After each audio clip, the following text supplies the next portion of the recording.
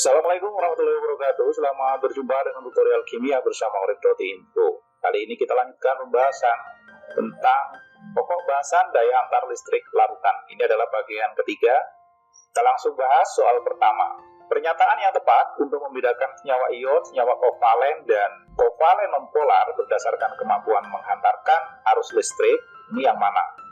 Yang perlu diingat bahwa senyawa ion kalau di dalam larutan dia bisa mengantarkan arus listrik baik dia dalam bentuk padatan maupun dalam bentuk larutan.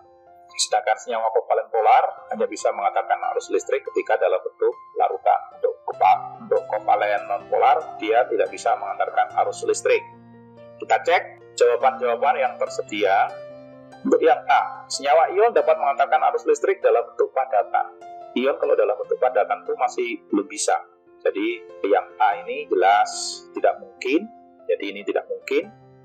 Kemudian yang B, senyawa ion tidak dapat mengantarkan arus listrik dalam bentuk lelehannya. Ini juga salah karena senyawa ion itu bisa mengantarkan arus listrik ketika dia meleleh.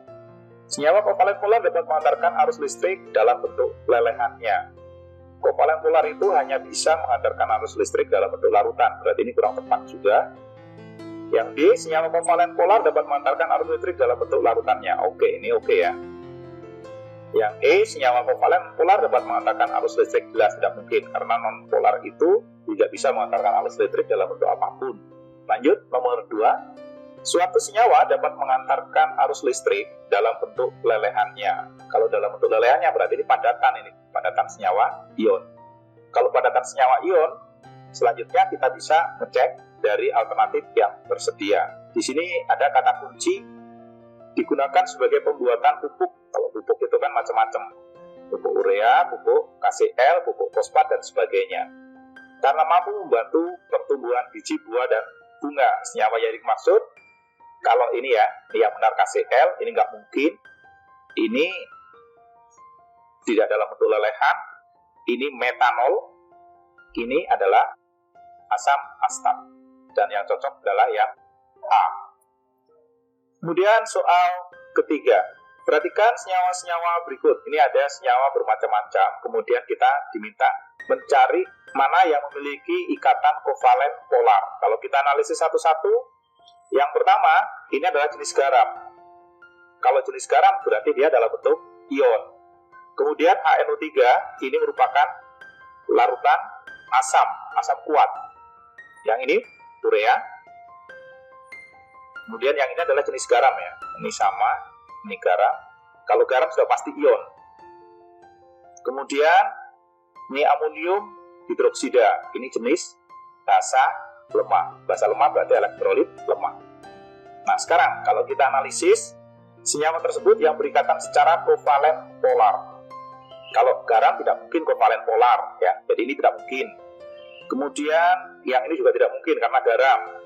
Urea itu adalah kovalen juga nih, kovalen polar bisa juga. Kemudian ini berarti mungkin ya. Ini mungkin. Kalau asam kuat itu kovalen yang sangat-sangat polar. Jadi yang kedua ini oke. Kemudian yang kelima ini adalah basa lemah.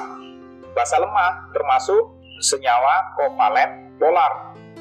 Walaupun lemah dia tetap kovalen polar. Jadi di sini ada alternatif yang mungkin 2, 3, 5. Kalau ada yang menggolongkan bahwa urea itu termasuk senyawa non polar, ini nggak mungkin karena urea itu kan tetap larut di dalam air. Jadi dia berarti polar. Jadi alternatif yang benar di sini adalah kombinasi 2, 3 dan 5. Sekarang kita lihat kombinasi yang ada. 2, 3 tidak ada. 25, ini ada 25. 35 tidak ada. Jadi alternatif yang benar hanya C. Lanjut nomor 4. Pasangan antara senyawa, jenis dan sifatnya berikut yang tepat yang mana? Kita lihat senyawanya benar nggak dia termasuk jenis senyawa. Ini sifatnya begini. Sekarang yang A. KCl ini senyawa ion. Oke. Elektrolit kuat. Ya. Kalau dia dalam bentuk larutannya. KBr juga ion, elektrolit juga kuat. H2CO3 ini termasuk asam lemah. Jadi kalau ini kan jenis garam ya. Ini jenis garam, ini juga garam. Yang ini adalah asam lemah. Senyawanya kovalen polar. Oke, elektrolitnya kuat. Kalau dia termasuk asam lemah, maka sifat senyawanya bukan elektrolit kuat, tapi elektrolit lemah. Ini yang nggak benar. Kemudian ini jenis glukosa. Glukosa itu betul ya, nonpolar, dan dia tidak bisa mengantarkan arus listrik. Kalau ini elektrolit lemah berarti salah. Yang E, ini asam metanoat, senyawanya kovalen, polar, oke, tapi dia kok di sini tertulis non elektrolit, padahal harusnya dia elektrolit lemah. Ini salah. Jadi di sini ada dua alternatif jawaban yang mungkin bisa kita anggap benar, yaitu A atau B. Lanjut, nomor 5. Perhatikan data sifat fisik senyawa A dan B. Ada senyawa A, titik lelehnya rendah. Di dalam suhu kamar dia sudah tidak dalam bentuk padatan, dia sudah dalam bentuk larutan. Kalau yang B ini titik lelehnya tinggi. Kalau titik lelehnya tinggi biasanya itu adalah senyawa-senyawa yang sifatnya ionik, senyawa ion. Jadi kita boleh klasifikasikan di sini kalau dia tidak larut berarti sifatnya adalah non polar. Kalau dia larut bisa mengantarkan arus listrik dalam bentuk larutan. Kemudian titik lelehnya tinggi. Kalau titik leleh tinggi ini berarti senyawanya adalah senyawa ion, karena titik lelehnya tinggi. Kalau senyawaan kovalen polar biasanya titik lelehnya tidak setinggi ini. Jadi kalau kita cari pasangannya, ini betul ya. Ini oke. Nah sekarang kita lihat jenis ikatan yang terdapat dalam senyawa A. Kalau non polar berarti senyawanya adalah senyawa ya kovalen non polar, berarti ini. Yang kedua adalah ion, berarti ini. Kalau ini kan nggak mungkin, hidrogen ini apaan? Ini oke. Ini nggak mungkin karena dia non polar. Yang ini juga nggak jelas. Kovalen polar. Kalau polar dia harusnya larut di dalam air. Ini tidak benar. Yang ini, yang depan non polar, yang di bawah karena dia termasuk mempunyai titik leleh yang tinggi, dia biasanya dalam bentuk ion. Jadi ini nggak tepatnya di sini, ini tepat. Jadi alternatif yang benar di sini adalah yang C. Kemudian nomor 6. Perhatikan beberapa sifat senyawa berikut. Ada 4 sifat yang ditunjukkan. Sekarang kita cari sifat larutan NaCl itu yang mana. NaCl itu ini termasuk senyawa ion, garam. Jadi NaCl itu termasuk senyawa ion atau garam. Kalau garam dimasukkan di dalam air, mestinya dia dapat terionisasi. Ini salah. Tidak terdapat molekul dalam larutannya. Kalau ion dilarutkan dalam air yang nggak ada molekul karena memang bukan ikatan kovalen tapi ikatan ion. Berarti ini oke. Dapat mengantarkan arus listrik kalau dalam bentuk larutan iya atau lelehan iya. Tidak menghasilkan gelembung. Nah ini salah. Kalau dia dilarutkan dalam air kemudian dilakukan uji daya antar listrik, dia biasanya menghasilkan gelembung di kedua elektroda. Jadi jawabannya benar di sini adalah 2 dan 3. Yang B. Nomor 7. Suatu senyawa dikatakan kovalen non-polar. Ingat ya, non-polar. Non-polar biasanya non-elektrolit. Tidak bisa mengantarkan arus listrik. Kita cek yang A. Larutan tersebut dapat terionisasi sempurna. Ini nggak mungkin. Non-elektrolit, non-polar, tidak mungkin terionisasi. Yang B. Larutan tersebut dapat mengantarkan arus listrik. Tidak mungkin. Nilai derajat ionisasi larutan sama dengan 0. Ini oke, karena tidak terionkan sama sekali. Menghasilkan gelembung gas pada uji daya antar listrik. Ini juga tidak mungkin. Larutan dalam air tidak ditemukan dalam bentuk molekulnya. Ini juga tidak mungkin. Kalau tidak ditemukan dalam bentuk molekulnya berarti dalam bentuk ion. Padahal dia tidak terlarut. Harusnya dalam bentuk molekul. Jadi jawaban yang benar di sini yang C. Lanjut nomor 8. Larutan kalsium klorida. Ini kalau kita tuliskan CaCl2 memiliki daya antar listrik lebih besar daripada larutan natrium klorida. Kalau kita bandingkan natrium klorida ini. Nah, alasannya apa? Ini kalau kita uraikan, CaCl2 ini kalau di dalam bentuk larutan, AQ, ini tanda panahnya menghadap ke kanan full ya. Ini menghasilkan Ca2+, karena Cl-nya ada 2. Ini berarti 2Cl-. Di sini ada 3 ion. Sementara NaCl, kalau dalam bentuk larutan, dia akan terurai menjadi Na+ dan Cl-. 1. Di sini ada 2 ion. Kalau yang di atas ini ada 3 ion.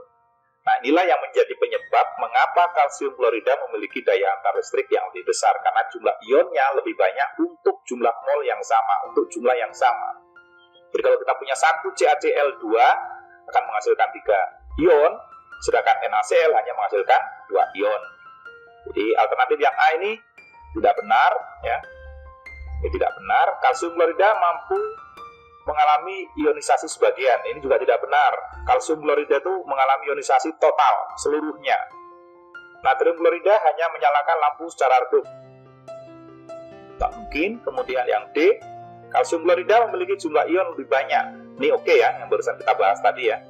Kalsium klorida memiliki derajat ionisasi lebih kecil, bukan masalah derajat ionisasi, tapi jumlah ionnya. Jadi yang benar adalah yang D. Lanjut nomor 9. Reaksi ionisasi senyawa berikut yang benar. Ingat ya, ionisasi itu adalah penguraian dari senyawa kovalen polar menjadi ion-ion. Kalau sudah senyawa ion, bukan ionisasi lagi, tetapi terdisosiasi atau terhidrasi. Kalau ionisasi itu senyawa kovalen polar. Yang tadinya kovalen, polar tadi ya, terurai menjadi ion-ion yang namanya mengalami pengionan, menjadi ion. Kalau senyawa ion itu sebelumnya sudah ion. Oke, sekarang kita cek. HBr. HBr itu kalau terurai itu bukan mengalami kesetimbangan karena terurai total dia. CaCl 2 ini garam. Dia terurai total. Bentuknya seperti ini. Berarti tanda panah yang jadi masalah di soal ini. Ini oke. HCOH, asam metanoat. Ini harusnya tanda panahnya ada 2 nih. Hadap kanan, hadap kiri ya. Karena mengalami kesetimbangan, berarti ini nggak oke. Ini tadi oke ya. Ini harusnya tanda panahnya 1. Kemudian yang ini harusnya tanda panahnya ada 2. Hadap kanan, hadap kiri. Karena terurai sebagian. Berarti ini nggak tepat. Yang ini harusnya menghadap ke kanan. Karena dia terurai total. Jadi ini nggak tepat. Jadi yang benar di sini adalah yang... Lanjut soal nomor 10.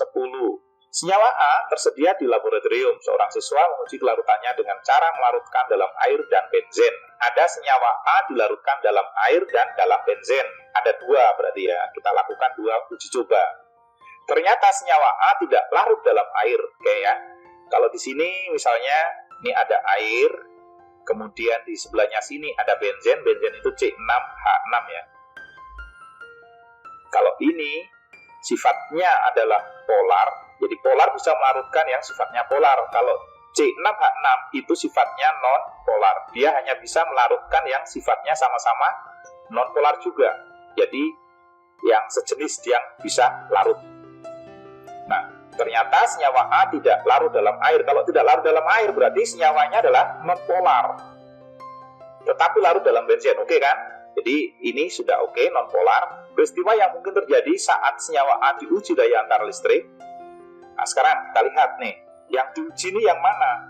Kalau yang diuji adalah di dalam pelarut air, biasanya digunakan yang diuji adalah pelarut air ya, dan dia non-polar. Kalau non-polar, berarti tidak akan ada gelembung. Jadi kalau kita cek nih ya, berarti ini tidak ada gelembung, tidak ada nyala. Itu kalau diuji di larutannya. Kalau dia non-polar dimasukkan di dalam non-polar, dia larut tapi tidak terionisasi ya. Non-polar kalau dimasukkan dalam benzen itu larut tetapi tidak terionisasi. Yang bisa mengantarkan arus listrik itu kalau mengalami ionisasi. Jadi jawaban yang ada ini yang E. Jadi lampu nggak mungkin nyala, redup juga nggak, gelembung juga nggak ada karena tidak mengalami ionisasi. Cukup sekian 10 nomor saja dulu yang dibahas untuk video kali ini.